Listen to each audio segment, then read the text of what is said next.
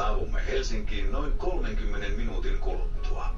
Maihin nousu tulee tapahtumaan kannelta 7 laivan keskiosasta.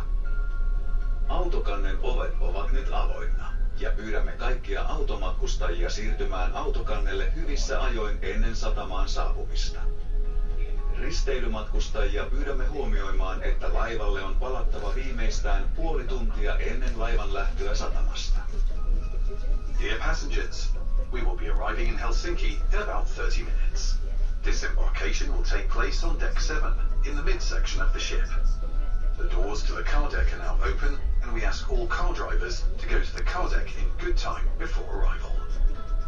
We would like to remind our cruise passengers to return to the ship in good time, and no later than half an hour before our departure.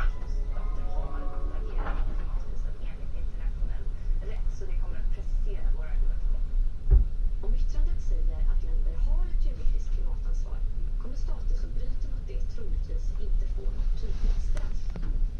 Det handlar istället om att regeringar vill framstå som trovärdiga och följa internationell rätt vid bland annat diplomatiska förhandlingar. På det sättet får internationella domstolens utlåtanden också effekter.